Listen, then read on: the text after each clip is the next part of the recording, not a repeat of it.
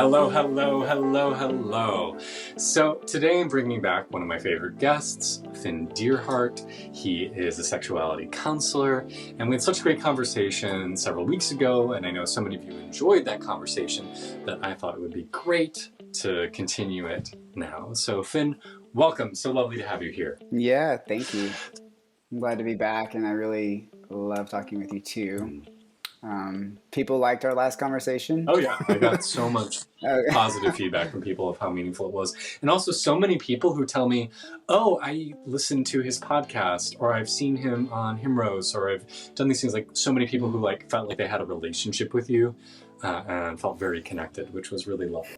yeah, it's interesting. When I talk with, I'll get a client request, for instance, and they're like, "I heard you talk on this podcast," and it's cool to know that people are all out there in all these different places, like hearing something I might have said, and then I'm connecting with them later, and it's kind of a cool networking piece about working with gay men in this Totally. community. And lots of friends like yourself doing like podcasts or interviews, or there's like this network, and it's been a huge driver of my work actually. Cool. So Well, glad to have you back.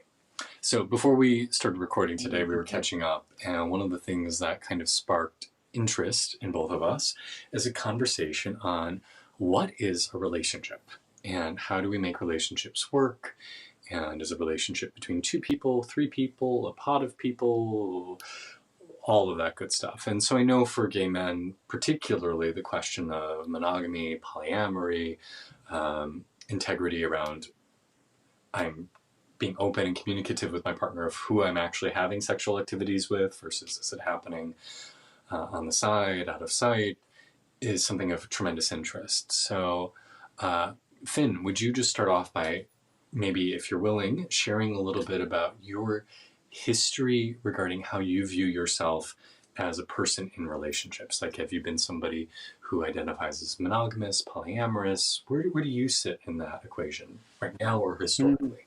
I've identified as all those things at one point in time. I mean, like originally I was in a marriage with a woman, and at that time, I think we might have talked about that, but regardless, I was in an open relationship, quote unquote, because I was wanting to have sex with men and wasn't very open emotionally, actually. Was just giving it like a qualifier so that I could do this thing with men that I needed to do, and I wasn't really ready to say that I was gay.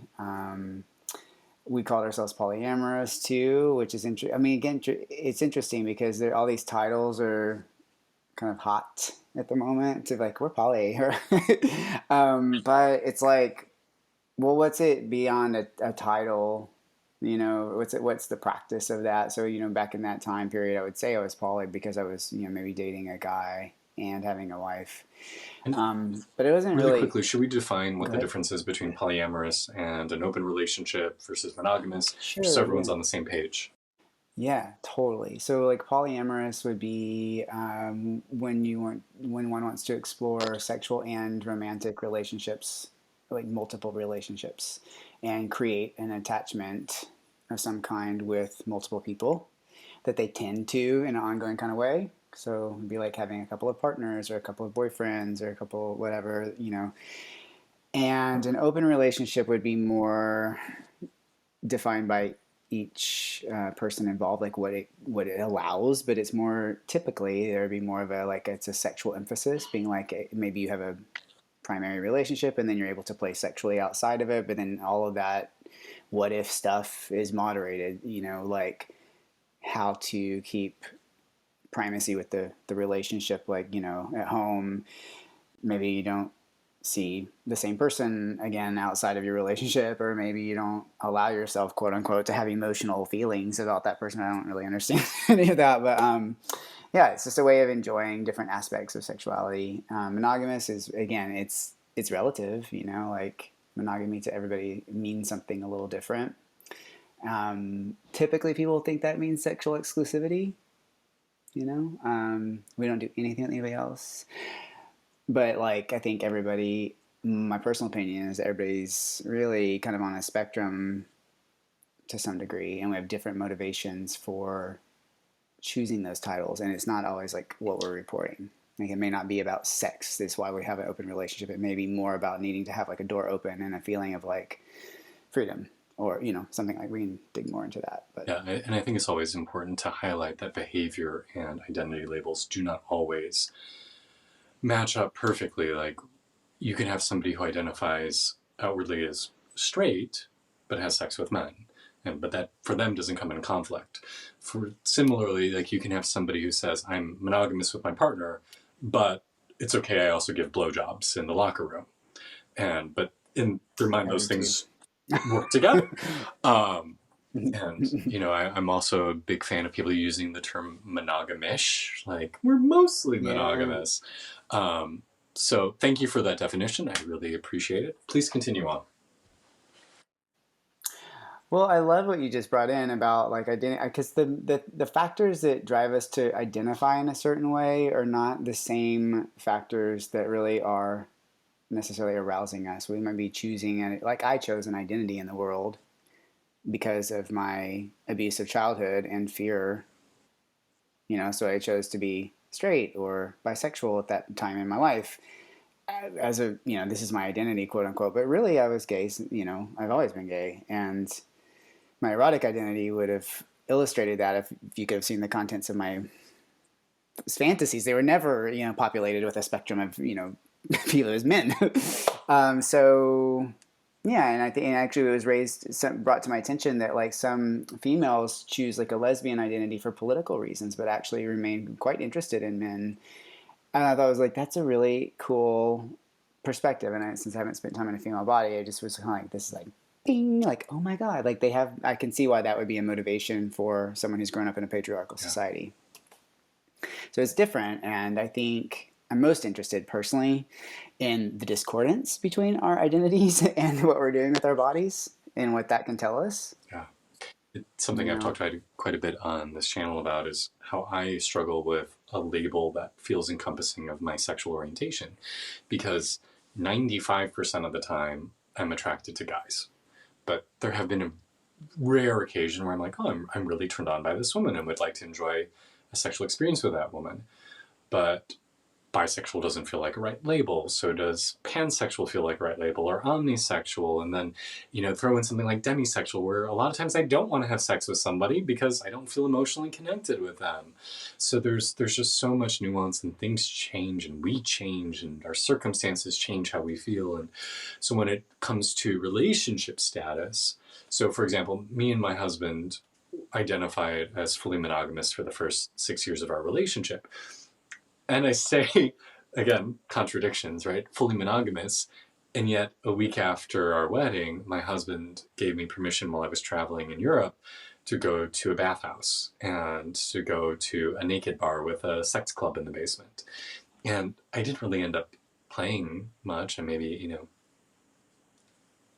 touched another guy's dick or something, but it was nothing like, I don't think anyone would qualify it as sex, but it did not feel incongruous with my identity of being in a monogamous relationship. And so then in the last years, we've kind of opened up a little bit and explored, we're still mostly monogamous. That's, 99% of our sex happens with each other by ourselves.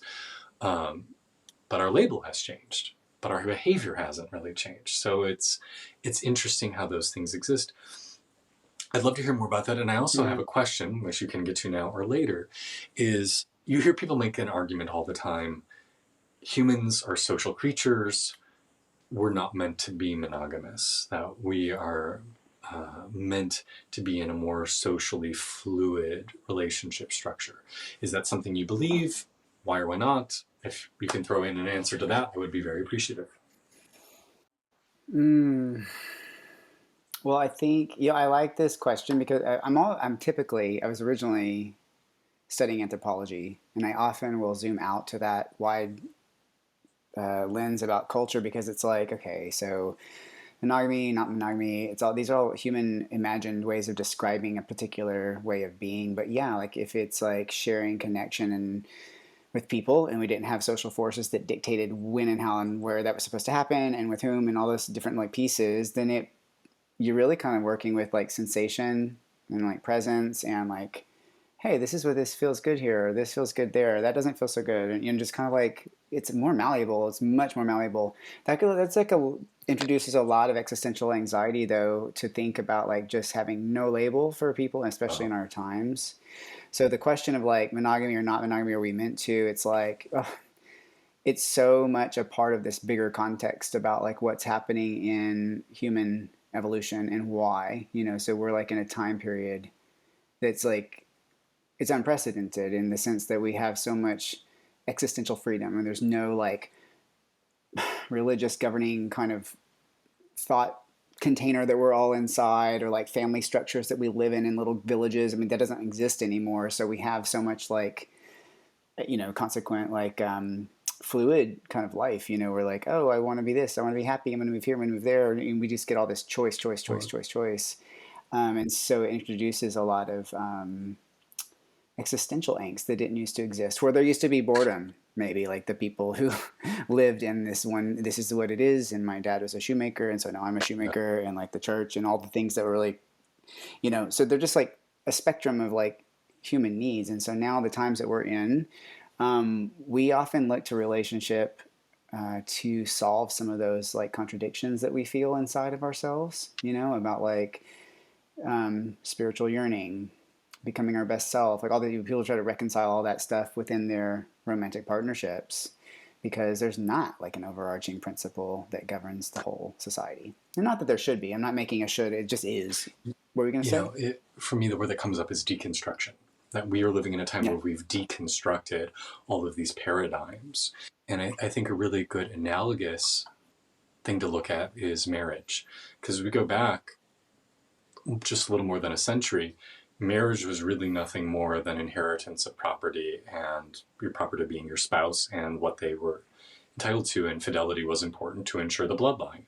And over the last century and a half, as the concept of friendship and love and partnership and equality in the partnership, like those paradigms have started to break down and reform and change and become more expansive and more fluid, to use your word.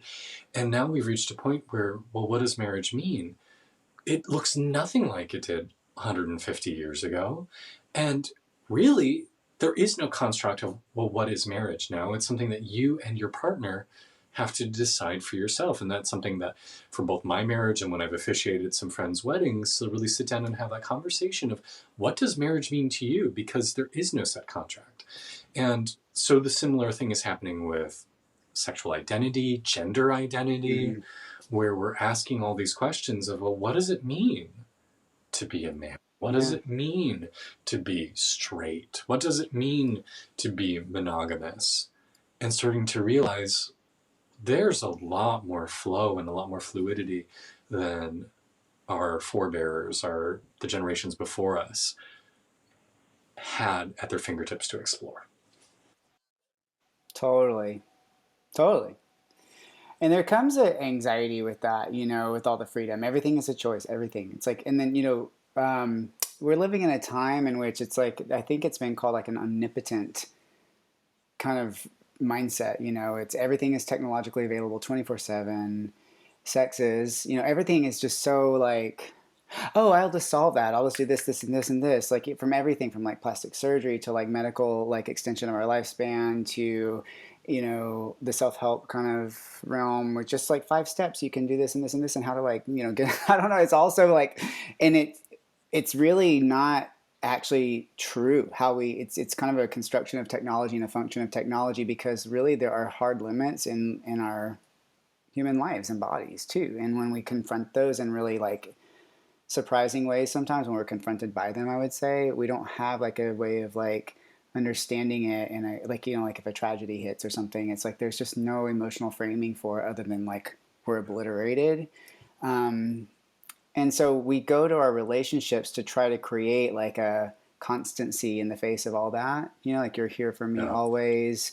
You've chosen me. Like, Right. and it's interesting because in gay world, it's like I would say the norm or kind of like the shame that I hear so often is like if you do want to be monogamous, a lot of gay men like look at you like you're being so like Yeah. a dinosaur, And they throw around labels, about heteronormative, and I'm like, yes, okay, so I understand some of those reference points, but also like monogamy is a practice. It's not a value that I think is like, needs to be anywhere on any kind of like scale, but it's a practice, and it could be motivated by all kinds of reasons. Like, you're just, it could be like, we just want to keep tight boundaries around what we share with people for emotional reasons, or we just want to keep tighter boundaries because we want to feel safer, and that's okay. Like, it feels anxiety producing to include more variables into our relationship, and a lot of men have been through a lot of painful experiences, and trauma. So the idea of somebody being there and being really safe with you and like keeping you really close by and not like leaving the door open for others can be really appealing to people. And there's nothing wrong with that. No reason to have shame about it. You're not like an unevolved gay man. I hear a lot of gay guys talk about that. Yeah, Go or ahead. in my husband and mine's case of why do we predominantly only have sex with each other is because that's what we really enjoy. Like, we think it's better than Totally. sex we're having with other people, so it's like, why would we not want Yeah. to? But obviously there is the question of like, well, is there shame you haven't worked through? Why do you have judgment against those other things? Which leads me back Yeah. to my question that I have distracted you from a little bit is, anthropologically It's okay. speaking, are humans meant to be monogamous? Because throughout history, Hmm. you could make the argument that even in very monogamous cultures, very traditional cultures, people were always having affairs and having mistresses and misters. And so, what are your thoughts on that? I think the part that like is like kind of the hang up in that question is the idea of meant to. Right, like meant to be this, meant to be that, or like as if there's some sort of preordained piece other than like what is and what exists within each particular social context at any given time. So things are going to change depending on what other social forces are shaping all of what people are choosing and allowing. I think, like back in those particular times, for instance, in times like a really long time ago, have you heard the book Sex at Mm-mm. Dawn? Really like prioritizes the idea that females were female choice in sexual selection, and that females were always having multiple partners, and that it was kind of it's a flip flop of what I think is like generalized now around in the heterosexual world Being about the men promiscuous ones. having this permission, yeah, and women having to like kind of be what were you gonna say? When I was in college, I was very much into researching Elizabethan culture because I was a big Shakespeare nut. And I always found it really funny that you go back to the Renaissance and the stereotype was the women are the cuckold makers. They're the ones who, if you let them out of the house, they're going to go have sex with the first thing they see, whereas the men are the solid, demure ones who will be very faithful. And it's like, when did that change? When did that stereotype change in human culture? Mm.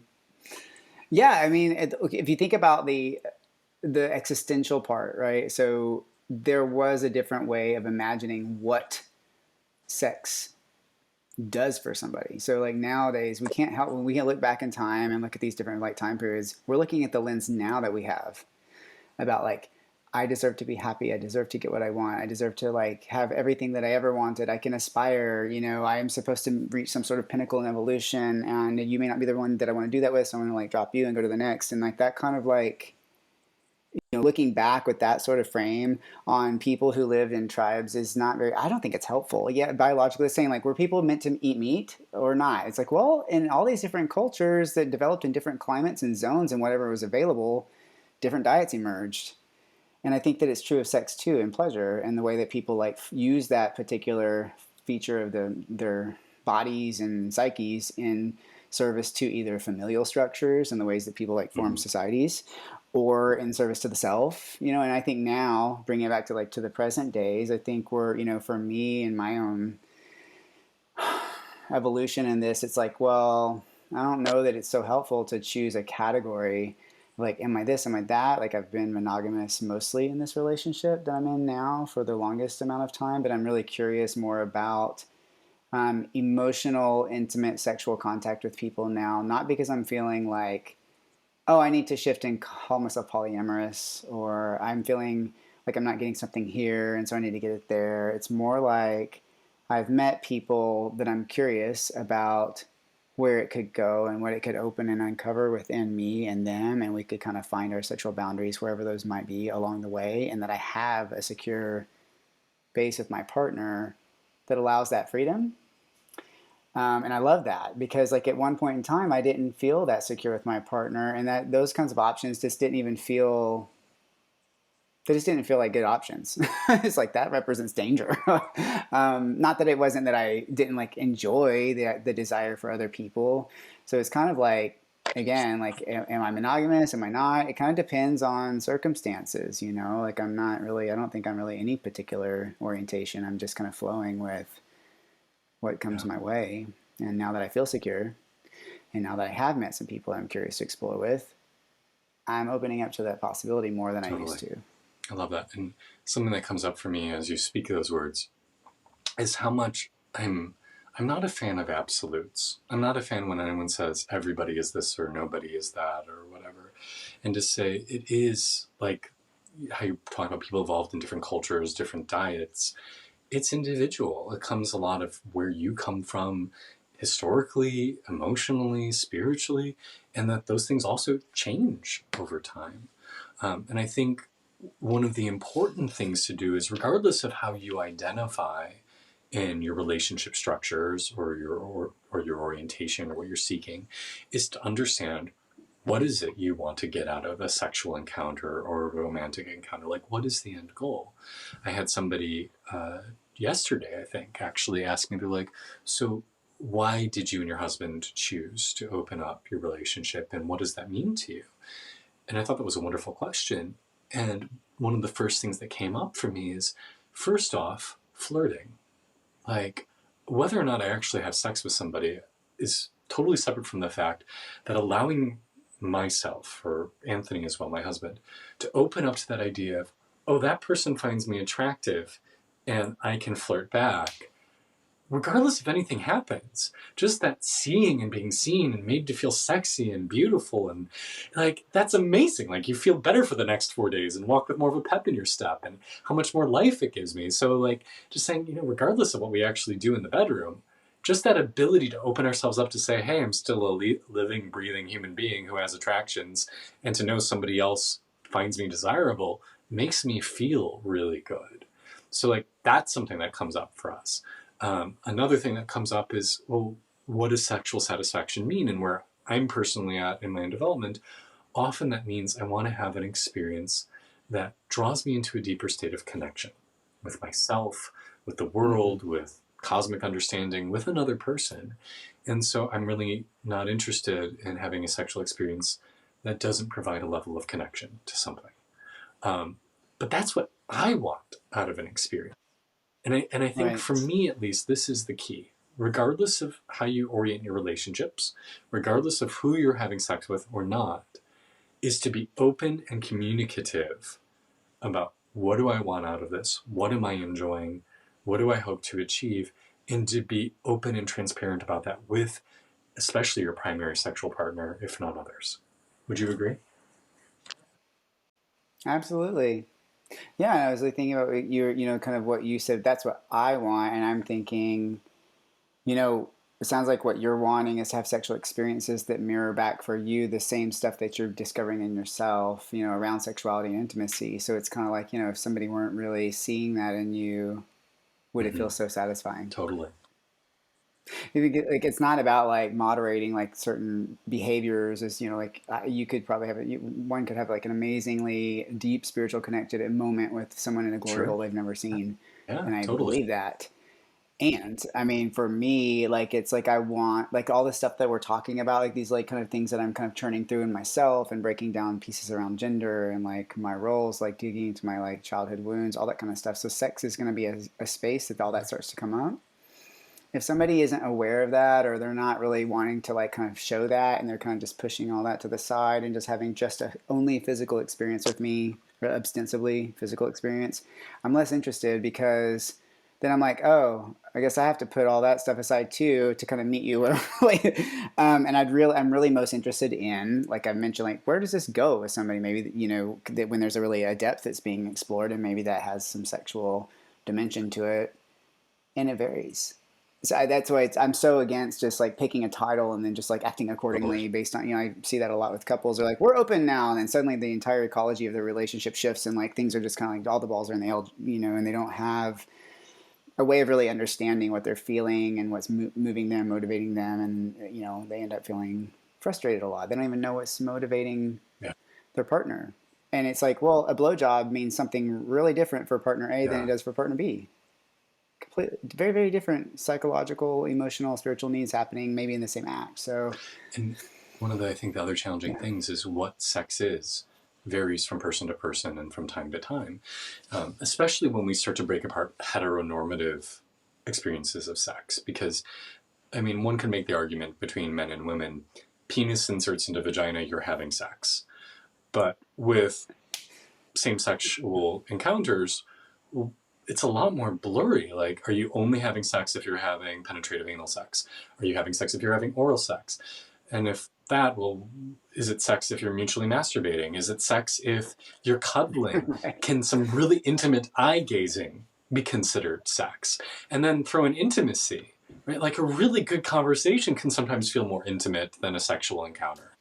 And so, one of the, I think I've talked about this before, but a few months ago, my husband and I went to a naked housewarming party, which was super fun. And there was like 30 guys there, all about our age group. And everybody was like, I'll say candidly, like moderately attractive, which is nice because no one was like super intimidating. It was just kind of like, okay, cool. It's like just a really easygoing vibe. And for 3 hours, we just hung out and talked. And then later in the evening, it started to turn a little sexual. And what was so much fun about it is you felt like you had a connection and a little bit of a relationship with everybody in the room. Like you had built a level Mm, of friendship. And one of the things that we were commenting on afterwards is how many friendships do we have as gay men that started off as something sexual? Or how many friendships mm-hmm. that start off fully platonic end up having a sexual element to it? And I think that's one of the gifts about being queer is those boundaries become a lot more blurry, and to say intimacy is Totally. intimacy and affection is affection and love is love.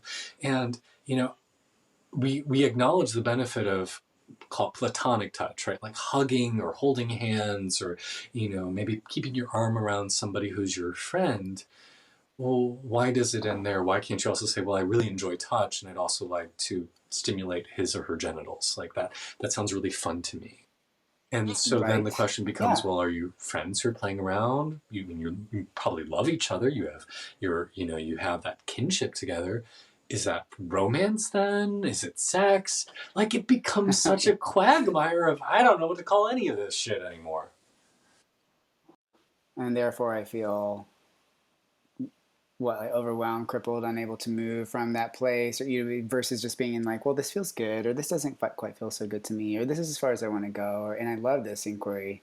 I think that I believe what you're saying too about like queer people being, in a sense, it's like it's a both and. We've grown up outside of the heteronormative, like monolithic, structure of relationship and expectations to fulfill that. So there's a pain of not belonging and like all the stuff that comes along with that. But there's also a kind of like, well, we've been on the outside all along, so we're actually more creative. And I think that queer people hold a particular, like, collectively, if you kind of like think collectively, I imagine us as like holding a kind of space for sex being elevated for the entire collective who is like maybe like minimizing it, like gay men like kind of like being champions of, I'm talking from a Sure. cultural Yeah. context here, like prioritizing sex. I think gay men in general, I am generalizing a lot, Totally. I just want to note that, but or like, sex was like always a problem for me. It was something I got like, I was a target for what I like and what I want. I was maybe abused for that, rejected by families. I'll be damned if I'm gonna not like have sex. I'm gonna fucking have sex, and they kind of like bring that forward, and that's maybe how we meet, friendships, how we like organize events. But there's also a wound with it too. There's also a wound and a pain. Something I've been talking about a lot lately, and again, we're speaking generalities, right? Not specifics. But, we think of like what are the tropes of gay culture? Lots of sex, orgies, altered states of consciousness through chemical use or a dance floor. And one of the things I've come to realize is all of those are abstractions of spiritual ritual, right? Like the sacred orgy, Mm-hmm. the temple concubine, the plant medicine, um, achieving a state of trance through dance. And there is an argument to be made, historically speaking, that LGBTQ individuals were supposed to be the gatekeepers and the holders of the sacred. And I find it really interesting that even though we currently don't occupy that role, we're still being drawn to all these experiences that take you out of the mundane into another state. Sex, drugs, and rock and roll. Right? Like that is what our culture is known Mm-hmm. for. And I'm a big believer that, when we reclaim our heritage as being the spiritual guardians, the gatekeepers, the forerunners of esoteric thought, and moving into the other, moving into the deconstructed world where anything's possible, which we currently do, um, we will achieve a greater state of wholeness as a society. But to recognize that there is sacredness in sex, there is sacredness in these things, and it isn't just about gratification. It is also that it can, if you're open to it, draw you into a deeper state of joy in life. Totally. Yeah, and I actually have like I love what you're saying. This idea of like the sacred, right? I have like kind of like a knee jerk when I hear people talk about sacred as if it's like certain areas of life or certain conversations and not others. Like, taking a shit in the morning could be sacred. It's about what you're thinking about, Mm-hmm. how you imagine that act. Um, is what makes something sacred. And so to your point, I totally agree. It's like the ecstatic rituals, for instance, like the Dionysian element of like gay life. And my opinion, this is my opinion, is that what's missing is the intentionality, and that's what would transform those Yes, pieces from like just totally. trauma reenactment and like avoidance of inhibition into a higher um, experience for people, and people are experiencing this. Would be like intentionality and kind of being I was willing to touch the pain that took that got us here, because it's like we can't avoid all that and then also want to like seek ecstatic loving wonderful experiences like out here in this space. It's all like connected together. So like if one is willing to really be in the depths of the underworld or whatever you want to call it, like the pain, the I wound, love and the that. collective wound alongside this other stuff, yeah, it's like a reclamation And versus an like avoidance. something that comes up for me on this topic as well is psychedelic use. Right, like they talk about the importance of set and setting. You can go take psychedelics and go to a club and have this really cool experience that does feel transcendental, but it's a very different experience from, say, hey, I'm going to go be in nature, or I'm going to go in my meditation space, and I'm going to intentionally sit with what comes up with this and view it as a spiritual happening rather than just a really great night out. Mm-hmm. Totally. I mean, the first time I did psychedelics was at Burning Man in like 2008, I guess. And it was just like such a great environment for me to do acid in. I did acid and was just like, oh my God, just kind of like blew my mind. I was from Texas, and just hadn't come out of the closet yet and could see this like amount of like engineering that we do in our own like personas. It was just like a mind opening experience for me. But then I didn't have any way, to your point, of integrating that in my life because I went right back to my house in Texas and was in the closet and like was like, okay, well that was really cool, back to life, versus holding those sorts of experiences in a fabric of like overall just work, in ourselves and using those as as like a guide into deeper awareness. For me, it was just like it lived out there in that space for a really long time. Almost like I had to keep going back to Burning Man or places like that to get that high again, instead of just being like, well, that is a mindset that I can really craft in my daily life. And it took me a long time to feel that way. I'm interestingly, in contrast to like Western culture, and again, I don't want to place a value on this or that. It's like I've always been a little bit of a rebel too. Like I was in a ministry and I always interpreted scriptures very different than the way that I was taught, and that was a problem for them. And I was like, yeah, whatever. Same thing. Like there are cultures, and I can't remember which ones, so I'm just generalizing, but that have been like, oh, you want to do psychedelic work? They would like maybe even have a requirement of like 5 to 10 years of before you touch the plants of like meditation and just like work sober to get to this place where then you could actually handle, in their minds, the downloads you get or like the experiences that you have. And then like in the West, it's very different. I live in the West Coast. It's like we should all do ketamine all the time. We're like we're touching God, you know, like yeah, it's all, it kind of just depends on like what's going on for Yeah. somebody. As Yeah. somebody who did meditate for 14 years before I ever touched a psychedelic plant, like I do feel like my experience was a little bit Oh different than wow. somebody who had, never done spiritual work before. Like for me, it was interesting because I'm like, oh, I've had all this happen before. It's just happening more intensely and more Mm-hmm. compressed than it Mm. would, like have the same sort of experiences over maybe a month rather than in 20 minutes. But it was something that felt very familiar, and Mm-hmm. I imagine for somebody who has never done that before, it'll probably be much more overwhelming and disorienting. Like, what the fuck is going on? Sort of thing. I feel like, totally. And I think that like these opportunities present themselves every day. Like this morning, I was at the gym. I listened to Tool. Whenever, do you ever listen to Tool's new record, Fear Inoculum?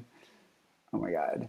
There's so many like the polyrhythms there and the way that they play. There's just kind of like trance me out. And I was doing really, not super heavy, but kind of heavy squats and like breath work, intensity. Got to this point in my life, I started crying actually because I've been holding a lot emotionally this week and had this emotional breakthrough and just like I felt like I was able to approach the tension that I was holding in my emotional experience and just let it go. I feel like it's kind of a psychedelic space, and that was just through movement. Like ecstatic dance offers me the same thing.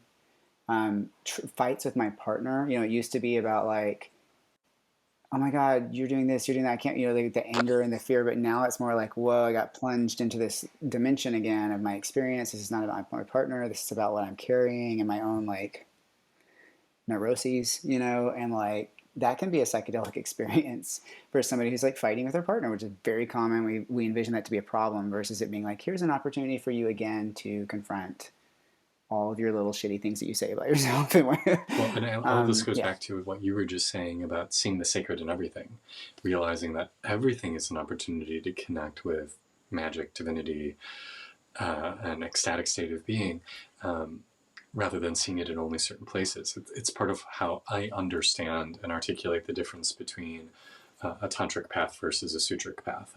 A sutric path being a more traditional right-handed, you let go of everything that isn't God, right? You let go of sex with other people, sex with a partner, meat, Mm. alcohol, anything that isn't the divine until all you're left Yeah, with yeah, is yeah. God. Versus the tantric path, which is God Can't exists do in that. everything. God exists in the homeless person. God exists in sex. God Yeah. exists in the graveyard. Like it doesn't matter.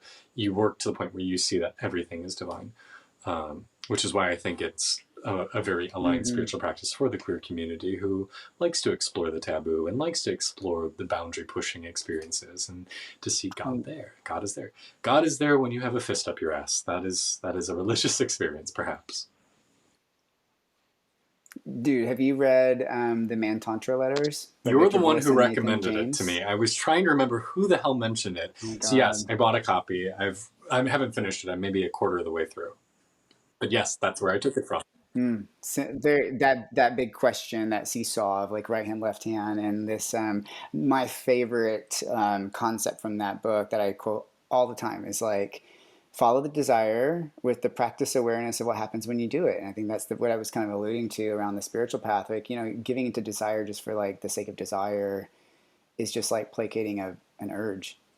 And then again, I'm not saying No. that's bad, but it's kind of like, but with the practice awareness of what happens when you do it is like the big spiritual thing. And I think, again, this is my opinion, but I think a lot of gay men and queer men have this really difficult time with spirituality because they were all, where we have been like No. religiously abused, whether or not you grew up in a particular religion that like emphasized your wrongness or just like vicariously through our culture. I mean, look what's going on in the culture even currently. Um, it's like, oh, I'll be damned if I even analyze my No. behavior at all and have any kind of like sense of like constructing my own sense of morality.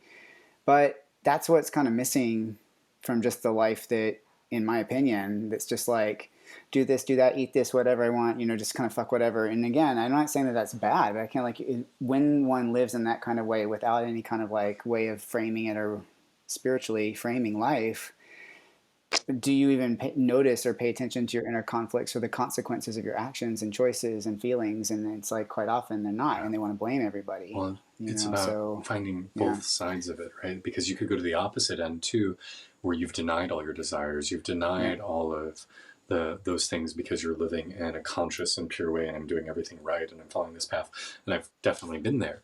And one of the things I've had to learn is to balance the other way and say, actually, desire isn't necessarily a bad thing. Like, you should need to be aware of it, but it can also be an indication of mm-hmm. what your soul's work is. What are you being pulled to? If this is something that's really interesting to you, there Yeah, may be something there you need to mine and figure out. And so not everything needs to be surrendered and you stay in this place of 100% contentment and don't need to move off of your lotus path. Like, we need to be able to hold both, which I feel is like one of the great lessons of life is see both sides, that there is polarity in everything. And when you've learned the extreme of both ends, then you find the middle. totally. The Man Tantra Letters Yeah, book is an interesting book so because good. it's not written by the people who says it's written by. I don't know if you've looked into this, but I tried to look up the authors. They don't exist. So it's written by somebody else pretending to be two people exchanging letters about their tantric experiences, but it's an anonymous author, and I cannot figure out what's the story behind the book. And it was done through a vanity publisher, so there's like no information whatsoever. So it's a curious piece of writing, and I would love to know the backstory. That's really cool. I didn't realize that that was true. So Yeah, those are I'm pretty sure it pseudonyms. was one person writing this, and that it's That's these two really people are cool. entirely fictitious. But if you look up their biography That of makes where they've sense. worked and the Yeah. things they've done, there is no people associated with any of those places. Mysteries of the universe. Mm. So It's from it Holy was Writ, as they spontaneously say. created. Yes. In the beginning was the Word, and the Word was with God, and the Word was God. Speaking of psychedelics, speaking of psychedelics, Yeah. Speaking of psychedelics, like being raised in the Church of yeah, Christ is a psychedelic I experience. had a really beautiful journey one time of returning to primordial consciousness and experiencing that of how universes and galaxies and all the billions of them, trillions, googleplexes of them form, where there's the unformed consciousness, aka God, who has a thought, because logos, the word used in the Bible for word, also means thought, has a thought of what would it be like Mm. if blank, and from that thought a universe starts to tumble into existence. And so it was a Mm-hmm. very powerful experience I had of like being in that space again. So that phrase, that quote means a lot to me. And it's interesting in how many different spiritual Mm. traditions they talk about the universe starting with a thought or a word, and that's what sparked creation. Anyhow, When you say primordial, can you tell me more about like what it was that you were experiencing in that moment? Like how you experienced it as that, but I'm wondering about the. so in Tantra, they talk about different levels of consciousness. So you have like the human level, you have the deities, and it moves from formed to formless. And the last level before the formless, or you could say the first level of incarnation, is Shakti and Shiva, where Shakti is consciousness that is unmoving, or Shiva is consciousness that's unmoving, experiencing itself, absorbed in bliss. And Shakti, the feminine half, is the generator of creation, the generator of life. And so what I experienced in that meditation was being in that formless, bliss-filled state that floats in nothingness, that is just pure awareness absorbed in itself in joy, Mm. who then, as soon as it sparks into a thought, creates like a Big Bang event that then part of its energy turns into physical form and starts manifesting or bubbling out into that universe. And that as soon as consciousness then starts taking physical form, it's then bound by the laws of that universe that was created. And its parts will have to play itself out until it eventually remembers its divinity and returns back to formlessness. So it Mm. was very much an experience of things that I've read about in a lot of classical texts of the formation of the universe and what is the nature of reality and what is the nature of God. So it was, and to experience that overawing bliss and to then feel what it would be like to be pulled into a universe and to come back and then have another thought and create a new universe. Like, what would it be like to live in a universe where anti-gravity were the rule rather than gravity? Or what would it look like to live in a universe where moons were made out of cheese? Right? With billions of different universes, probably there's a cheese universe somewhere out there. Well, I guess if there's infinite possibilities, it'd have to be. Exactly. It's like that wonderful movie that came out, Everything Everywhere All at Once, where one of the possible Oh, realities is yeah. people have hot dogs for fingers. I haven't seen that movie, but I've heard so many amazing things about it. Yeah, it will be right up your alley. It's quite a trip. Yeah, thanks for sharing and like expanding on that more. It actually kind of reminded me of what we were talking about around monogamy too and sex, and there's like pleasure and sensation and like connection and feeling. And there's all the ways that we imagine what that means and when and how and all, all the other stuff that starts to kind of come in and moderate Yeah. that sensation Now, and that as connection. somebody who is a sexuality counselor, would you say that for people who are navigating these questions around relationships and identity and who do I want to have sex with and why, and would you say that the biggest thing that people need to do to be a success at that is to have open conversations both with themselves about what they really want and what they're doing, as well as their partners? Do you think like that's how people achieve a state of cohesion and joy and integrity with these things? I do. My thought is that yeah, starting with the self is the piece. Is to get. Well, you're only going to talk to your. Of course, we need to talk to our partners and communicate. That's a practice, but it doesn't mean that what we're communicating is what's actually true for us. You know, I'm communicating something based on my perception of what he might need, or what I think the relationship needs, or what isn't going to get me in trouble, or what I'm comfortable sharing. Because even saying out loud what I really think is even hard for me to accept. Or that's just like human shadow. So I think that like being committed to one's own shadow work is really important, especially around sex, because sex is the dimension that the shadow is really pronounced, one of the dimensions in which it's really pronounced for humans, Yeah. because it lives in such a regressed space in our bodies and in our public psyche. It's out of step with our personas for the most part. Maybe not like in, again, queer land. Not if you go to like San Francisco, where you go to the grocery store, you see someone in a puppy mask, which I'm like, this is a beautiful integration here. But I think for most people, they don't know. Like, it's just like this untapped realm. And I think being honest about pursuit for power, competition, all the different like aspects of not so nice emotions, like that's where sex is really, I think, the stage.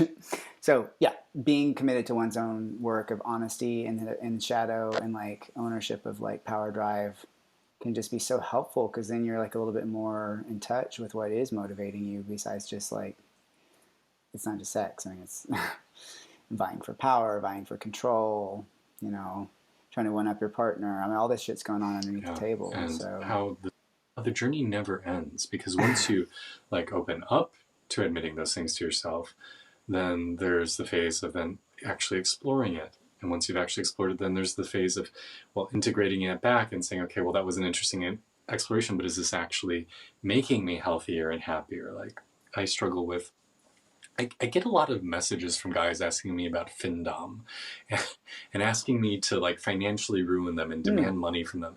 And I'm like, okay, sweetie, I'm glad you're exploring this. I'm glad this is turning you on. I can understand it.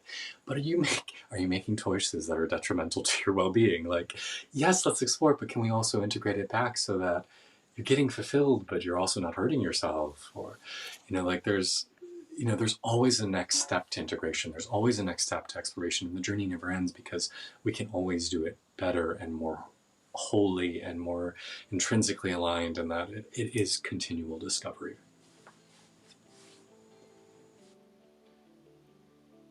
totally. And if there's not a frame internally within oneself to make sense of, like you said, like, are these choices like essentially harming you or helping you? It's kind of They can nebulous, used to change. say. Um, they can change. even the word ruin, right? I mean, I have a personal reaction to the word, but then also it's like the way that someone imagines that, in fantasy. This is a great example of that piece I was just saying about shadow. Like in fantasy, it's not necessarily that no one's being ruined in the fantasy. It's like control is being exerted over the force that he might actually feel ruined already, and so here's a way that he can play with that he has control on. But without a frame of like spiritual awareness, which I like Dan Siegel's definition on that because it's not religious. It's just like inquiry, meaning, purpose, and connection. These are qualities of human experience. Well, then that for me works as a way to like look at, is this choice, again, like is this helpful for me, not helpful for me, based on these values that I really have. I love it. Finn Deerhart, everybody. Thank you for the beautiful, beautiful thoughts and ping-ponging of ideas and conversation. It's such a joy to get to connect with you. I'd love to do this again, make it a more regular thing. Yeah, thank you. I love chatting with you too. I feel like we could just kind of like... I could go for hours with you, baby. Easily. Over coffee. Well, why don't we get coffee sometime and just see where I'll check my schedule. Well, thank you, Finn, for your time today. We'll talk more soon. Much love. Thanks for having me.